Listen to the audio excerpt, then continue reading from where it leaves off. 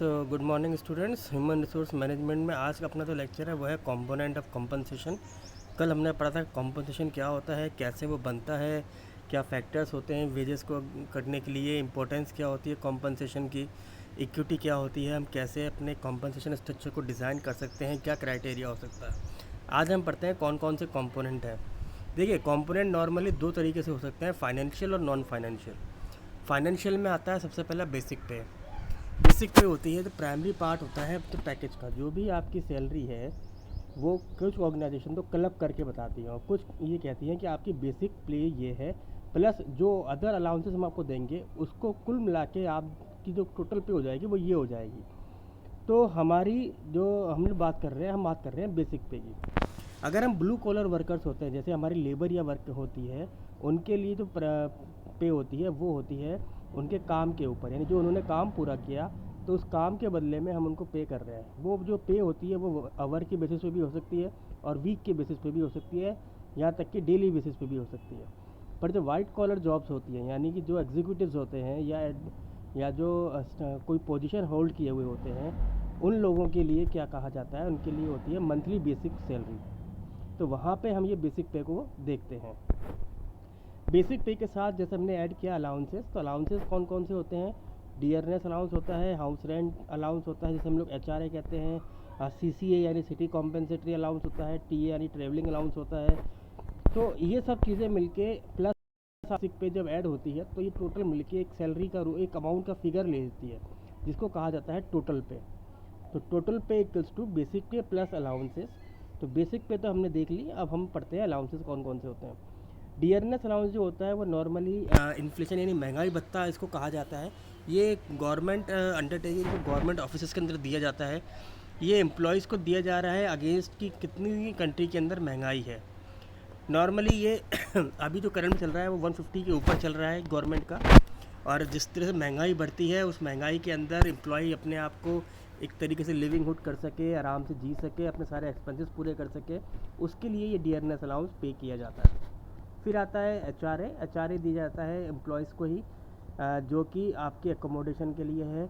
यदि आपके जो ऑफिसेज़ हैं, गवर्नमेंट ऑफिसेज़ हैं, यदि वो अपने स्टाफ के लिए क्वार्टर्स प्रोवाइड नहीं करा पा रहे हैं तो वो उनको एचआरए भी पे करते हैं। देन आता है सिटी कॉम्पेंसेटरी अलाउंस। ये मेट्रोज़ के लिए देखा जाता है नॉर्मली, जहाँ पे लिविंग कॉस्ट ऑफ लिविंग बहुत हाई है, या ये कहें कि रेंटल हाउस बहुत महंगे हैं, तो उस जगह पे कुछ ऑर्गेनाइजेशन को है अपनी एम्प्लॉयज़ को सिटी कॉम्पेंसेटरी अलाउंस भी पे करती हैं। देन आता है ट्रैवलिंग अलाउंस या कन्वेंस अलाउंस। जैसे अभी आप कहीं अगर आप ऑफिस आ रहे हैं, जा रहे हैं, तो आपके लिए कैब की व्यवस्था कर दी गई है, कुछ लोग बसेस लगवा लेते हैं, तो वहाँ पे उनको भी ट्रैवलिंग अलाउंसेस के तौर पे एक अमाउंट दे दिया जाता है कि ताकि अगर आप बस नहीं ले रहे हैं तो फिर आपको उसके बदले में पेमेंट कर रहे हैं। ये हर मंथ दिया जाता है। और इसके साथ साथ कुछ मेडिकल अलाउंसेस भी होते हैं, एजुकेशन अलाउंसेस भी होते हैं। मेडिकल जैसे हम लोग फैमिली के लिए बात कर सकते हैं, आपके खुद के लिए अगर आप बीमार पड़ते हैं तो। और इसके अलावा एजुकेशन के लिए जैसे बच्चों की पूरी फ़ीस जो है आपकी ऑर्गेनाइजेशन उसका बियर करती है। तो कई बार इन सब चीज़ों को हम लोग अलाउंसेस में काउंट कर लेते हैं। तीसरा आता है आपका इंसेंटिव्स। इंसेंटिव्स जो होता है वो आपकी परफॉर्मेंस बेस्ड होता है, यानी कि जब आपकी जिस कंपनी में जो भी परफॉर्मेंस मेजरमेंट है, क्राइटेरिया क्वार्टरली है, हाफरली या एनुअली। नॉर्मली हमने देखा कई ऑर्गेनाइजेशन एनुअली यूज़ करती हैं। तो एनुअली में वो क्या करते हैं, जो एम्प्लॉयज़ अच्छा काम कर रहे होते हैं उनको वो इंसेंटिव यानी एक्स्ट्रा अमाउंट ऑफ पे apart from salary and other things वो उनको रीएम्बर्स करती है, जिसको ये लोग इंसेंटिव का नाम देते हैं। कुछ लोग इनको बोनस भी कहते हैं या कुछ लोग कमीशन भी कहते हैं। देन आते हैं फ्रिंज बेनिफिट्स। देखिए फ्रिंज बेनिफिट्स में क्या है, पीएफ, पेंशन, ग्रेचुटी, ये सारी चीज़ें, earn leave, company house, company car, leave, travel concessions, medical aid, interest free loan, ये सारे फ्रिंज बेनिफिट्स हैं। कुछ लोग इनको डायरेक्ट कॉम्पनसेशन में मानते हैं, कुछ नॉन फाइनेंशियल में भी मानते हैं। जैसे हमने पीएफ की बात की थी, कुछ ऑर्गेनाइजेशन पीएफ में इसलिए कहती है कि पीएफ में आपका तो कट गया हिस्सा, बट नॉन फाइनेंशियल कैसा है क्योंकि हम आपके ब्याह पे एड कंट्रीब्यूशन कर रहे हैं। तो कुछ ऑर्गेनाइजेशन अपने अपने हिसाब से इन दो चीज़ों को काउंट कर सकती है, फाइनेंशियल भी और नॉन फाइनेंशियल भी। अब बात करते हैं नॉन फाइनेंशियल की या नॉन इनडायरेक्ट कॉम्पनसेशन की। इनडायरेक्ट में आता है जैसे आपका लीव पॉलिसी, आपकी overtime policy, car policy, hospitalisation expenses, insurance expenses, retirement benefit, holiday homes. यानी कि वो जो आपके अलाउंसेस या बेसिक पे में ऐड नहीं था, बट एक टाइम पीरियड के बाद आप उसको अर्न करने के लिए आप यूँ कहें कि आप काबिल हो जाते हैं, या फिर आप एनरोल हो जाते हैं इन सभी चीज़ों को एनरोल करने के लिए या गैदर करने के लिए।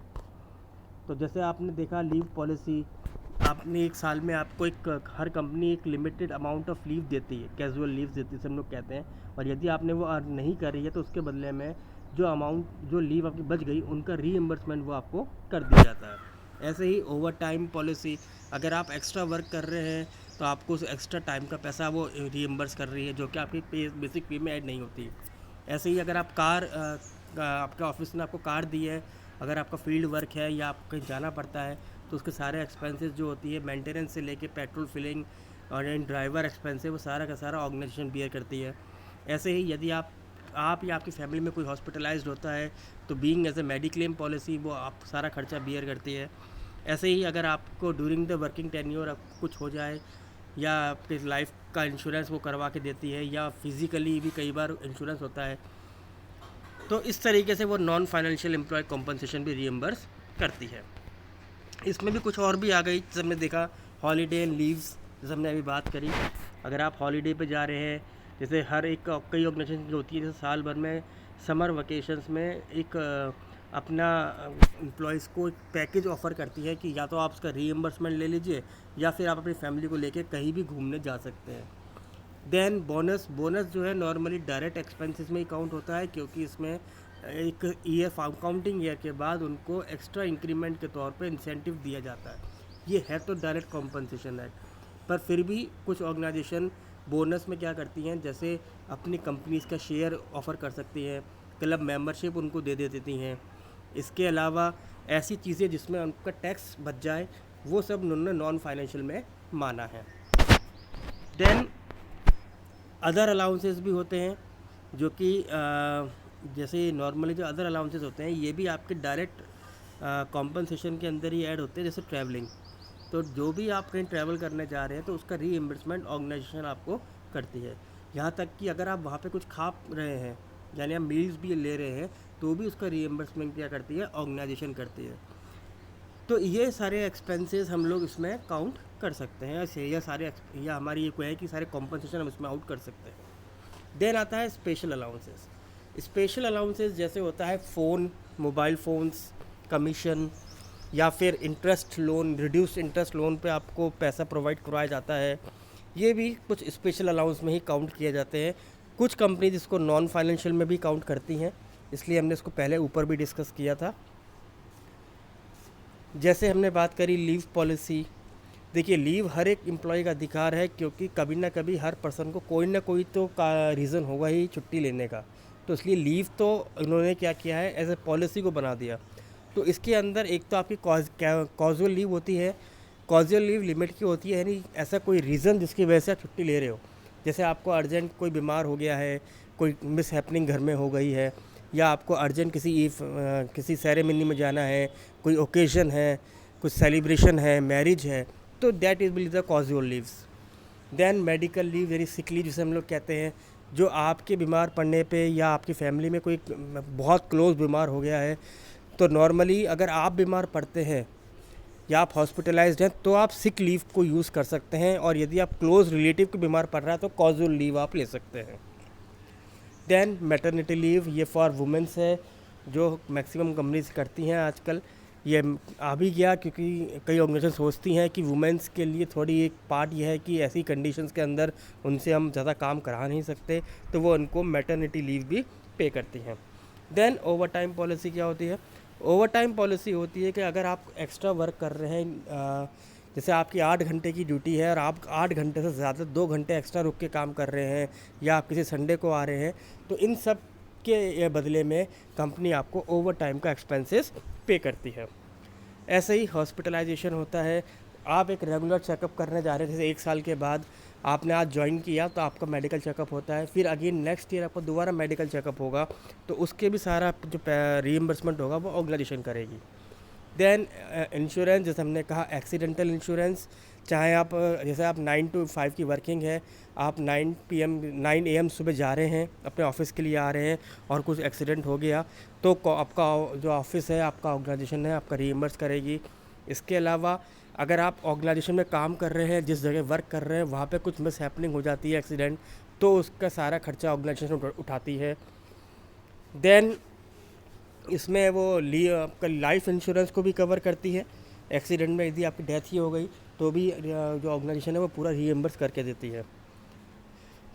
लीव ट्रैवल हमने बात कर ही रख रखी है। जैसे कि लीव ट्रैवल क्या कहता है, आप यदि अपनी फैमिलीज़ के साथ घूमने जा रहे हैं और छुट्टियों पे, यानी ऑर्गेनाइजेशन ने ही आपको 5 और 6 डे की छुट्टी अलाउट की है और उन्होंने आपको ऑफ़र दिया है एज ए फ्रिंज बेनिफिट कि आप अपनी फैमिली को लेके घुमा लाइए, तो सारे का सारा रीइंबर्स क्या करेगी, ऑर्गेनाइजेशन करेगी। ऐसे ही रिटायरमेंट बेनिफिट, हमने जैसे पेंशन सुना है, ग्रेच्युटी सुना है, या फिर हम देखते हैं प्रोविडेंट फंड जो कि रिटायरमेंट के बाद ही मिलता है नॉर्मली केसेस में, तो ये सब क्या है, रिटायरमेंट बेनिफिट के अंदर काउंट हो जाता है। ऐसा ही हॉलीडे होम्स, कई ऑर्गेनाइजेशन के क्या होते हैं, गेस्ट हाउसेस होते हैं।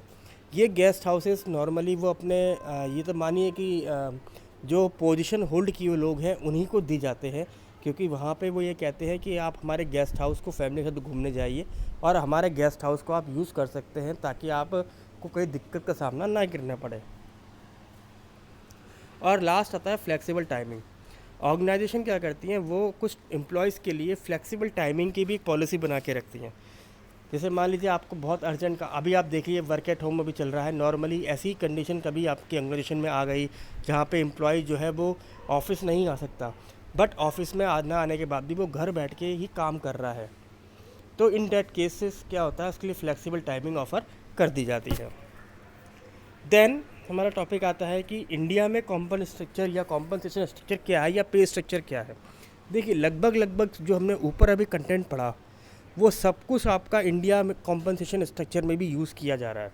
जैसे वेजेस और सैलरी हमने पहले पढ़ी थी, वो भी इसमें यूज़ किया जा रहा है। डियरनेस अलाउंसेस ये भी हम लोग पढ़ चुके हैं। इंसेंटिव्स जो होते हैं वो भी हमने पढ़े, और फ्रिंज बेनिफिट ये भी हम सब इसमें पढ़ चुके हैं। तो वेजेस हमने देखा ही था, वेजेस क्या था, जो एम्प्लॉय या लेबर को, यानी ब्लू कॉलर जॉब्स करने वाले को, जो वो जॉब परफॉर्म कर रहे हैं उसके बदले में उनको दिया जा रहा है आवर बेसिस पे, डेली बेसिस पे और वीकली बेसिस पे। इसमें 2 पॉइंट्स आते हैं normally, minimum wages, fair wages और लिविंग वेजेस। मिनिमम वेजेस जैसे हमने लास्ट लेक्चर में पढ़ा था कि कुछ लेबर यूनियन और स्टेट रेगुलेशन ने अपने हर इंडस्ट्री को एक रेगुलेट कर रखा है कि मिनिमम वेजेस तो आपको अपने एम्प्लॉय या लेबर को देनी ही देनी है वो कितना भी हो सकता है।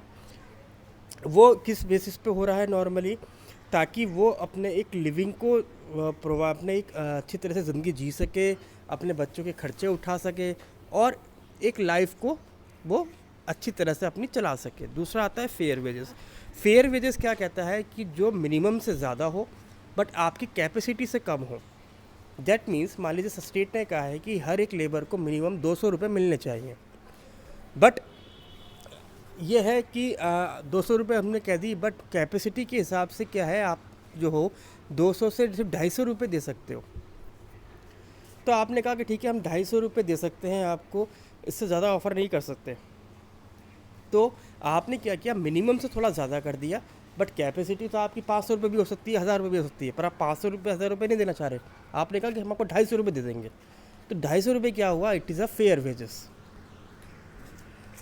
देन फेयर वेजेस किन फैक्टर्स पे डिपेंड करता है, लेबर क्या प्रोडक्टिविटी प्रोड्यूस कर रही है, आपके आसपास की इंडस्ट्री कितना पेमेंट करती है अपने लेबर को, नेशनल इनकम अभी क्या चल रही है और कैसे डिस्ट्रीब्यूशन होगी, और आपकी इंडस्ट्री इकनॉमी में क्या कंट्रीब्यूशन करती आ रही है, कौन से पोजीशन पे है। तो आप उसी प्रकार से आपके लिए स्टेट या जो गवर्नमेंट, मेन गवर्नमेंट है, सेंट्रल गवर्नमेंट, वो आपके लिए मिनिमम वेजेस एक्ट रेगुलेट करती है। देन आता है लिविंग वेजेस। जैसे ये नाम बता रहा है, लिविंग वेजेस क्या है, हर एक एम्प्लॉय अपनी लाइफ में कंफर्ट फील कराने के लिए उसको वेजेस दी जा रही है, यानी कि जो मिनिमम ऑफ फेयर से भी ज़्यादा है, यहाँ तक कि आपकी कैपेसिटी के बराबर पहुँच जाना चाहिए। अगर आप आपकी कंपनी ऑर्गेनाइजेशन इकनॉमी में काफ़ी एक अच्छी पोजीशन पे होल्ड कर रही है, आपकी इनकम ज़्यादा है, प्रॉफिट अच्छा है, तो स्टेट आपको क्या बोलती है कि आप अपने लेबर को लिविंग वेजेस दीजिए। लिविंग वेजेस का मतलब क्या हुआ, जहाँ पे वो अपनी पूरी फैमिली को एक कंफर्टेबल स्टेटस पे के लिए रख सके, अपने बच्चों को अच्छी एजुकेशन प्रोवाइड करवा सके, मैक्सिमम एक्सपेंसेस को बियर कर सके, ये हेल्थ के साथ साथ अपना इंश्योरेंस भी ले सके, ताकि सब लोग सिक्योर रहें। तो इसलिए उसमें इनको कहा है लिविंग वेजेस। देन आता है सैलरी। सैलरी हमने बात करी जो मंथली बेसिस पे होती है, वो वेजेस तो लेबर या ब्लू कॉलर को दी जा रही है, और जो सैलरी होती है वो वाइट कॉलर जॉब्स वाले को दी जा रही है, जिनके पास पोजीशन है या फिर जो एग्जीक्यूटिव लेवल पे है। सैलरी जो मिलती है वो आपको मिलती है किस बेसिस पे, मंथली बेसिस पे। और एक होती है आपकी take home salary. Take home salary क्या है, यानी कुछ पैसा कट जाता है, जैसे पीएफ कट गया आपका, ईएसआई कट गया आपका, तो इस तरीके से कुछ पैसा डिडक्ट होने के बाद जो पैसा बचता है वो आपका होता है टेक होम सैलरी, जो आप अपने घर में ले जा रहे हैं। अब आता है आपका डीएनएस अलाउंस, जो अपन ने ऊपर ऑलरेडी डिस्कस किया था कि ये इन्फ्लेशन के हिसाब से तय करने वाला अलाउंसेस है, यानी कि जिस जगह पर जितनी गवर्नमेंट मांग रही है कि अभी कंट्री में इन्फ्लेशन है, उस प्रकार से वो अपने गवर्नमेंट अपने एम्प्लॉयज़ को देती है डीएनएस अलाउंसेस। डीए के अलावा जैसे हमने पहले पढ़ा, compensatory allowances, house rent allowances, medical allowances, educational allowances, convenience allowances, जो हम पहले ऑलरेडी डिस्कस कर चुके हैं। Then incentive which we already discuss, fringe benefits we already discuss, हमने डिस्कस नहीं किया था पर्क। देखिए पर्क क्या होता है, पर्क उन लोगों को मिलता है जो हाई पोजीशन पे है। जैसे उनको हमने क्या दिया, उनको हमने दिया है कार, उनको हमने दिया है फर्निश्ड हाउस, उनको हमने अपनी कंपनी में स्टॉक दिए हुए हैं, उनके लिए हम हॉलीडेज रीइंबर्स कर रहे हैं। तो यदि हम बात करें पर्क्स क्या हुई, वो other facilities which are relate to the luxurious type, उसको हम कह रहे हैं पर्क्स। कॉम्पनसेशन जैसे दो तरीके से हो सकता है, जैसे हमने पहले बात करी थी, wages and then salary. Wages क्या आता है, जो हमने पहले देखा, वेजेस क्या है, जो कि लेबर और वर्कर को दिया जा रहा था डे, आवर और मंथ वीकली बेसिस पे। देन सैलरी जो कि मंथली बेसिस पे दी जा रही थी। तो ये आपका टॉपिक था, इसमें काफ़ी चीज़ें हम ऑलरेडी पहले डिस्कस कर चुके हैं। अगर आपको फिर भी कोई प्रॉब्लम आए तो आप मुझसे इसमें पूछ लीजिएगा।